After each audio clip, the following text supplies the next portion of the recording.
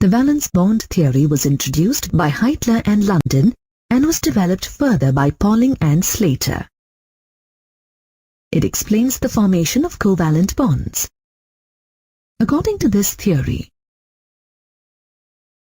a covalent bond is formed when a pure valence atomic orbital of one atom overlaps with pure valence atomic orbital of another atom. Each of the overlapping orbitals contains the unpaired electron of opposite spin. The electron pair is shared by both the atoms. The strongest bond is formed when the orbitals of the two atoms overlap to the maximum extent. Let's explain the formation of hydrogen molecule on the basis of this theory. Consider two hydrogen atoms, A and B, approaching each other. Let us label their nuclei as Na and Nb and the electrons present in them as Ea and Eb. Now, as these two atoms come closer, forces of attraction as well as repulsion begin to operate. The force of attraction arises between the nucleus of one atom and its own electron. That is, between Na and Ea, and between Nb and Eb, and the nucleus of one atom and electron of another atom. That is, between Na and Eb, and between Nb and Ea. Simultaneously, repulsive forces also arise between the two electrons Ea and Eb and the two nuclei Na and Nb. Experimentally, it is found that the magnitude of the new attractive forces is more than that of the new repulsive forces. As a result, the potential energy decreases as the two hydrogen atoms approach each other. Ultimately, a stage is reached where the nuclei remains at an optimum distance, such that the net force of attraction balances the net force of repulsion. At this stage, the system acquires minimum energy, and the two hydrogen atoms are said to be bonded to form a stable molecule.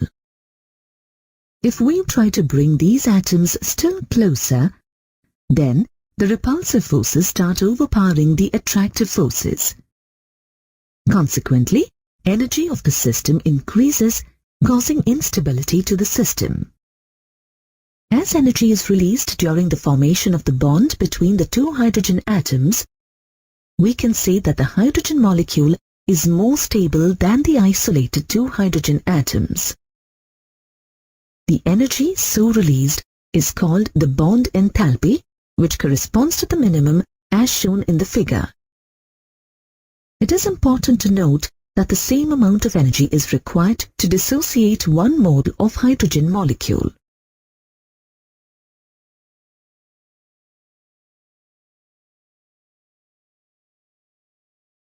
Another example is the formation of a hydrogen chloride molecule. Here, when hydrogen atom approaches chlorine atom, a bond is formed due to the overlapping of s and p orbitals. The overlap can be positive, negative, or zero depending on the properties of the respective overlapping orbitals. Based on the overlapping of orbitals, two types of covalent bonds are formed. These are known as sigma and pi bonds. Sigma bonds are formed by the end-to-end overlap of atomic orbitals along the internuclear axis, known as a head-on or axial overlap. There are three types of head-on overlaps that form sigma bonds. They are SS overlap, SP overlap, and PP overlap. SS overlapping takes place when two half-filled s orbitals overlap along the internuclear axis. SP overlapping takes place when the half-filled s orbital of one atom overlapped with the half-filled p orbital of another atom along the internuclear axis. PP overlapping takes place between two half-filled p orbitals of two atoms along the internuclear axis. A pi bond is formed when atomic orbitals overlap in such a way that their axes remain parallel to each other and perpendicular to the internuclear axis.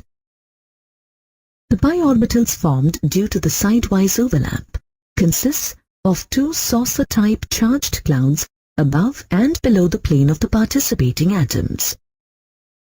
Pi bonds can be formed in addition to a sigma bond between two atoms and are always present in molecules with multiple bonds. The overlapping of orbitals extends to a larger area in sigma bonds than pi bonds. Therefore, sigma bonds are stronger than pi bonds. The overlap criterion of orbitals applies equally to both diatomic molecules and polyatomic molecules. However, the valence bond theory fails to determine the actual shapes of the polyatomic molecules, such as methane, ammonia, and water, which are tetrahedral, pyramidal, and bent respectively.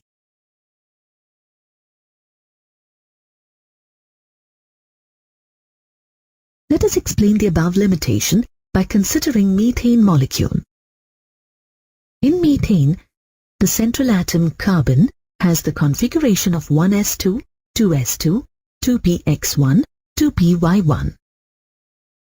In its excited state, the configuration becomes 1s2, 2s1, 2px1, 2py1, 2pz1. The four atomic orbitals of carbon, each with an unpaired electron, overlaps with four singly occupied 1s orbitals of the hydrogen atoms to form four CH bonds. We know that p orbitals lie perpendicular to each other. Hence, the three CH bonds in methane molecule are expected to be oriented at 90 degrees to one another. The 2s and 1s orbitals of carbon and hydrogen can overlap in any direction, since they are spherically symmetrical. Thus, the direction of the fourth bond cannot be ascertained. This means that all the four CH bonds in methane are not identical. But experimentally it is observed that all the four bonds are exactly identical in all aspects and are oriented at a bond angle of 109.5 degrees. Similarly, valence bond theory cannot account for the correct bond angles in water and ammonia. While valence bond theory predicts to have a bond angle of 90 degrees in them, the experimental result suggests to have bond angles of 104.5 degrees and 107 degrees respectively. Thus, it can be seen that the valence bond theory fails to account for the actual shape of polyatomic molecules. During their research, scientists observed that some molecular structures found in nature could not be scientifically explained with the help of the existing understanding of atomic orbitals. Pauling introduced the concept of the hybridization of atomic orbitals to explain the existence of such molecules.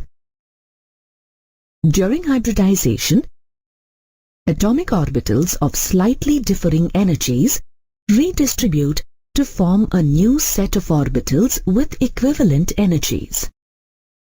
The number of hybridized orbitals formed is equal to the number of atomic orbitals participating in the process. These hybrid orbitals align themselves in space such that there is minimum repulsion between the electron pairs. Because of this, the bonds formed by hybrid orbitals are more stable as compared to those formed by pure atomic orbitals. The phenomenon of hybridization is observed in the atomic orbitals s, p, and d. Their possible combinations are sp, sp2, sp3, sp3d, and sp3d2. Now let's study each combination in detail. In sp hybridization, one s orbital combines with one p orbital to form two equivalent sp hybrid orbitals. The hybrid sp orbital shows 50% characteristics of the s orbital and 50% characteristics of the p orbital.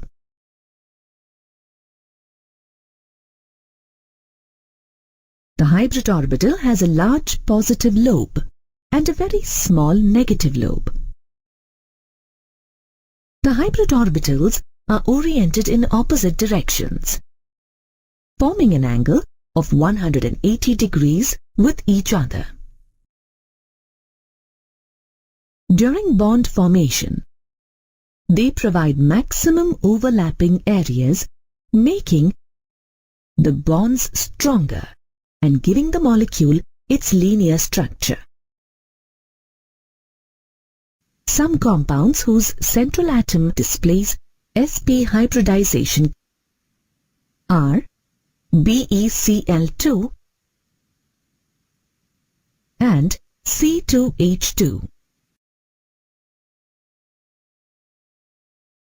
In sp2 hybridization, one s orbital combines with two p orbitals to form three equivalent sp2 hybrid orbitals.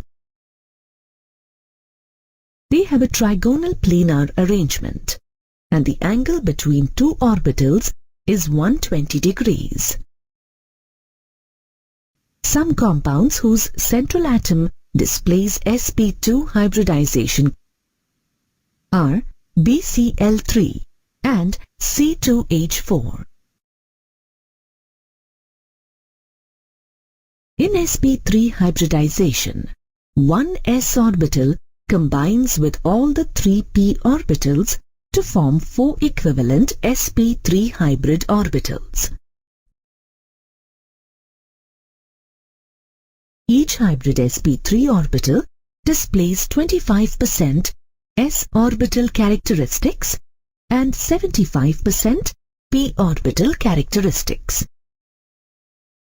They have a tetrahedral arrangement, and the angle between two orbitals is 109.5 degrees. Some compounds whose central atom displays sp3 hybridization are CH4 and C2H6.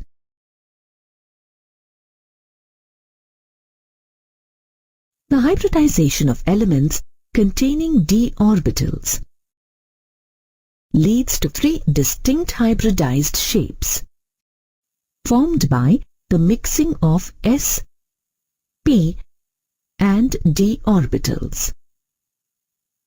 They are dsp2, sp3d and sp3d2.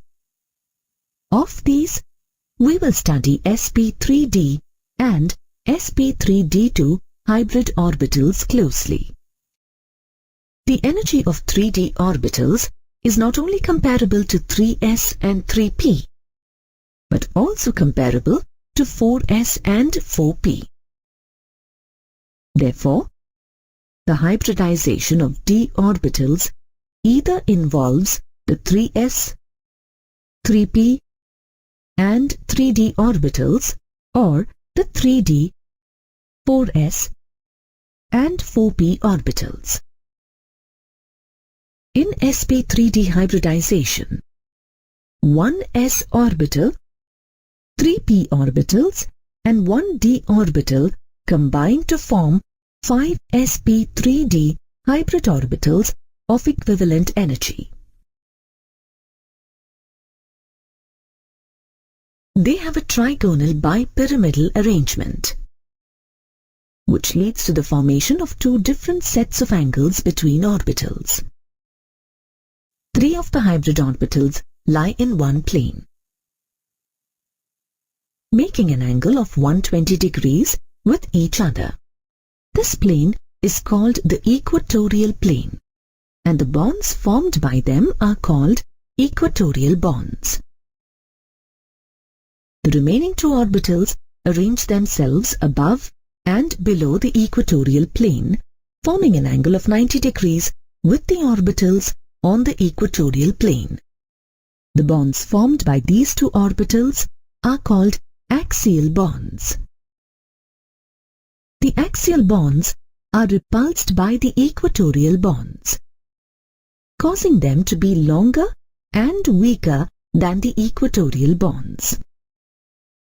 Ultimately, this makes molecules with sp3d hybridization more reactive. The central atom, phosphorus, in the compound PCl5 displays sp3d hybridization. In sp3d2 hybridization, one s orbital, 3 p orbitals and 2 d orbitals combine to form 6 sp3d2 hybrid orbitals of equivalent energy. They have an octahedral arrangement and a bond angle of 90 degrees between the orbitals. The central atom, sulfur, in the compound SF6 displays sp3d2 hybridization. Thus, we can observe that the phenomenon of hybridization explains the characteristic geometrical shapes of polyatomic molecules.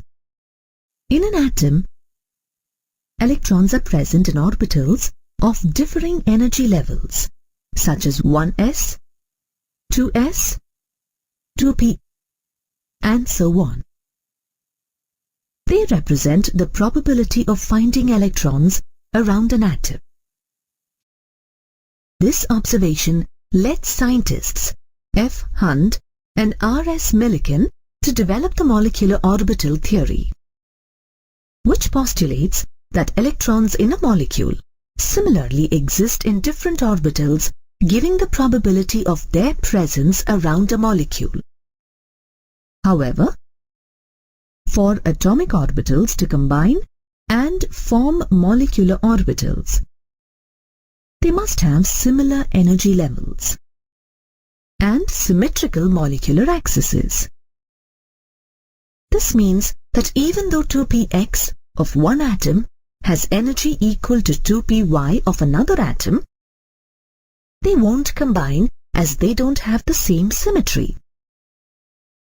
The number of molecular orbitals formed is equal to the number of atomic orbitals in the atoms forming the bond.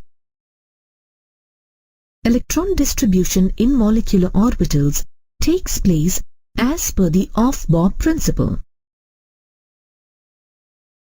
and obeys Pauli's exclusion principle and Hund's rule.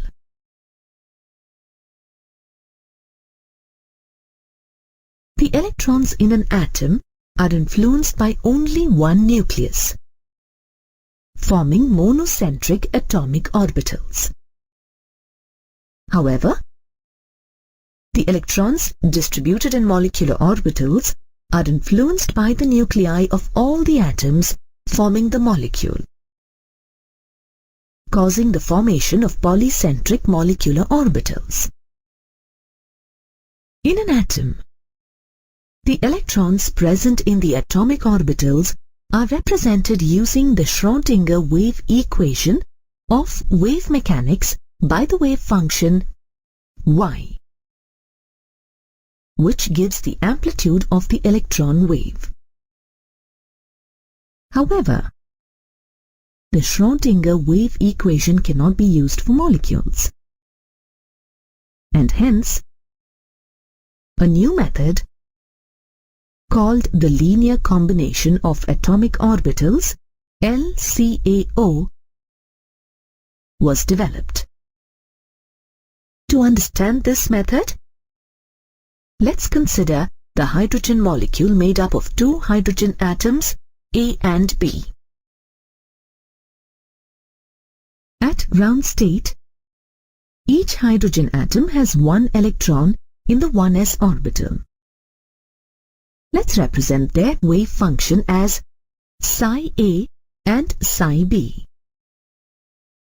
Now, there are two ways to add the wave functions. One is when these wave functions are in phase, either both plus or both minus.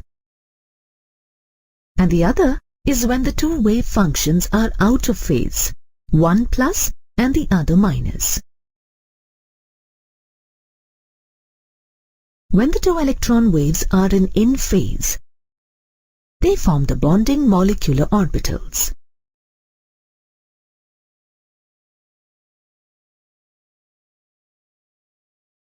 Here, the electron density is between the two nuclei.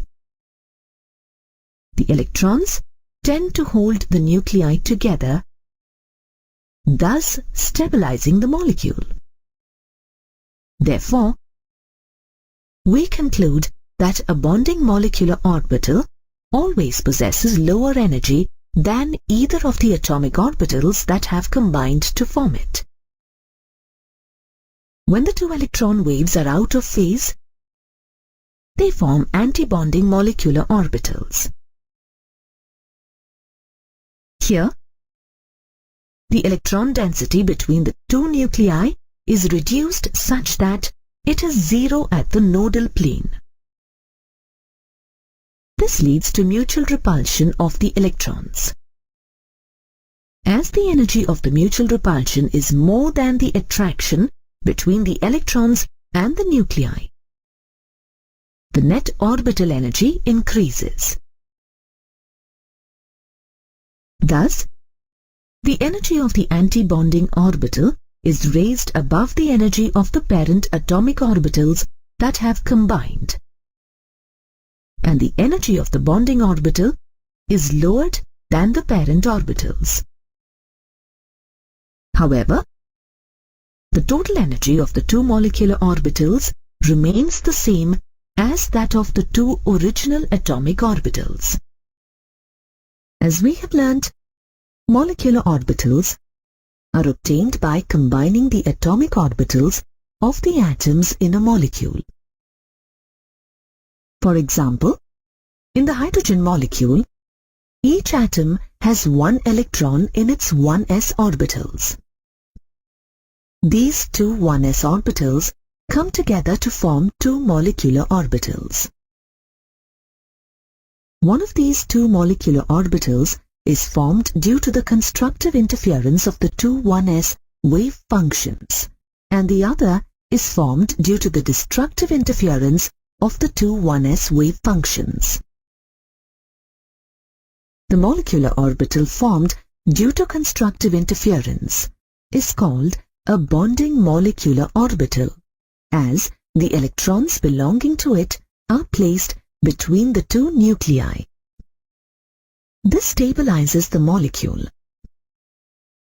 The molecular orbital formed due to destructive interference is called an antibonding or sigma star molecular orbital, as the electrons belonging to it are placed away from the region between the two nuclei. This increases their energy, thus making the molecule less stable. Just as in atoms, electrons in a molecule too first occupy lower energy levels. Thus, we find that the two electrons of the hydrogen molecule first occupy the sigma bonding molecular orbital. This lowers the overall energy of the molecule compared to the isolated hydrogen atoms. Molecular orbitals not only help us determine the stability of molecules such as hydrogen, they also help us understand why certain molecules such as the helium diatomic molecule do not exist in nature.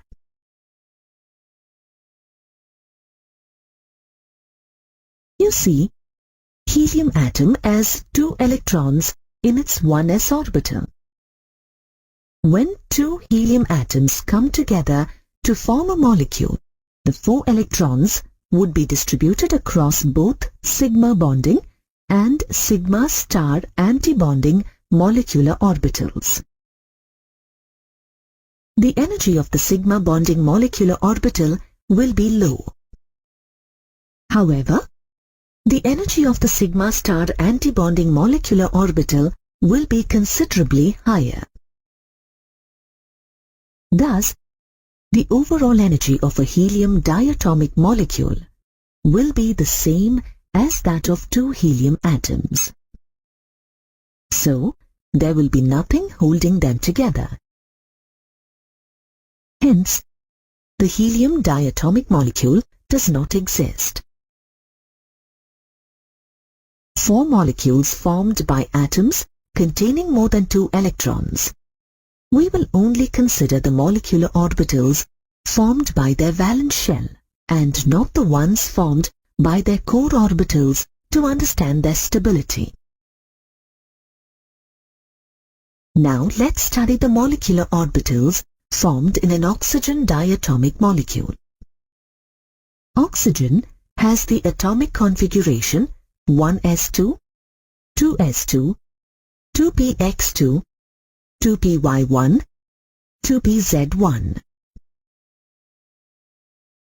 When two oxygen atoms come together, their 1s2 atomic orbitals combine to form two molecular orbitals. Their electrons are concentrated along the bond axis. Hence, they are called sigma 1s bonding and sigma star 1s antibonding molecular orbitals. The two 2s orbitals combine to form sigma 2s bonding and sigma star 2s antibonding molecular orbitals.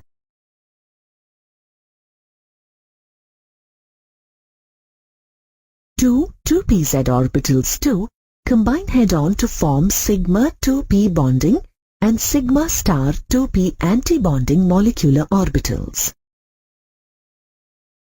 However, the two 2px and 2py orbitals combine sideways to form a p orbital shaped bond with the electrons concentrated either above or below the bond axis. Hence, these molecular orbitals are called pi orbitals. The two px atomic orbitals combine to form pi x bonding and pi star x antibonding molecular orbitals, whereas the two py atomic orbitals combine to form pi y bonding and pi star y antibonding molecular orbitals. As the energies of the 2px and 2py atomic orbitals are the same, the energies of pi x bonding, pi y bonding molecular orbitals and pi x star antibonding, pi y star antibonding molecular orbitals are the same. Thus, the interaction between the valence shells of two oxygen atoms leads to the formation of 8 molecular orbitals: sigma 2s, sigma star 2s, sigma 2p, sigma star 2p, pi x, pi y, pi star x and pi star y. Due to the difference between 2s and 2p atomic orbitals, the resultant molecular orbitals sigma 2s and sigma star 2s lie below the other 6 orbitals. Due to the head-on bonding between 2pz atomic orbitals, the interaction between them is stronger than the 2px and 2py orbitals.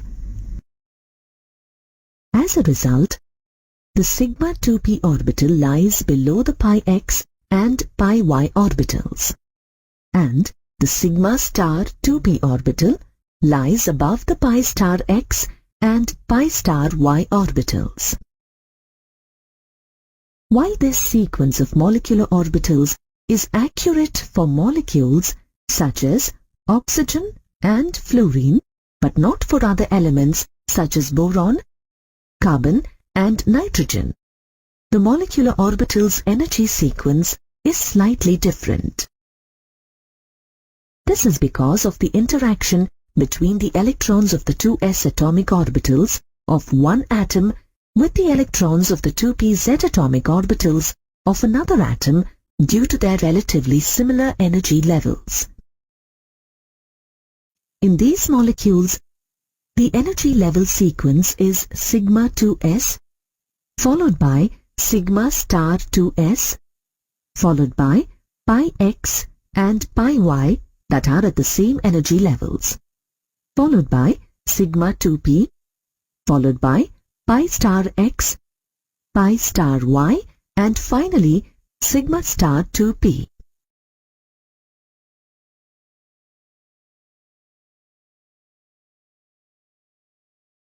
As we know, the number of bonds between a pair of atoms is called the bond order.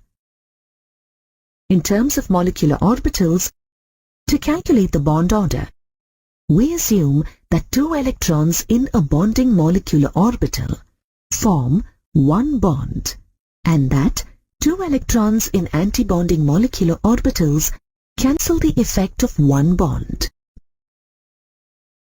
Thus, we can calculate the bond order in an oxygen molecule using the formula bond order is equal to number of electrons in the bonding molecular orbitals minus number of electrons in the antibonding molecular orbitals divided by 2. Now, in oxygen, the number of electrons in the bonding orbitals is 8, and the number of electrons in the antibonding orbitals is 4. So, adding these values to the equation, we get the bond order as 2. As we know, when electrons in an atom or molecule are paired, as in nitrogen, they form a dimagnetic atom or molecule. And when the electrons in an atom or molecule are not paired, as in oxygen, they form a paramagnetic atom or molecule. In this way, the molecular orbital model helps us understand the structure and properties of molecules. Let us start with the hydrogen molecule, which is formed by the combination of two hydrogen atoms. You know that a hydrogen atom has just one electron, and it is placed in the 1s orbital. So, a hydrogen molecule will have two electrons that are present in the sigma 1s molecular orbital. The electronic configuration of a hydrogen molecule is sigma 1s2. Let us calculate the bond order of hydrogen molecule. As the number of electrons present in the bonding orbital is 2, and as no electrons are present in antibonding orbitals, the bond order is equal to 2 minus 0 divided by 2, which is equal to 1. This shows that there exists a single covalent bond between two hydrogen atoms. The hydrogen molecule is dimagnetic in nature, as no unpaired electrons are present in its molecular orbitals. Now let us discuss the bonding in a helium molecule. A helium atom has two electrons in its 1s orbital. Hence, the number of electrons in a helium molecule is equal to 4. These electrons occupy the sigma 1s and sigma star 1s molecular orbitals. Hence, the electronic configuration of a helium molecule is sigma 1s2, sigma star 1s2. Now, from the electronic configuration of helium, we can easily derive the bond order of the molecule. As the number of electrons present in both the bonding orbitals and antibonding orbitals is 2, the bond order is equal to 2 minus 2 divided by 2, which is equal to 0. This proves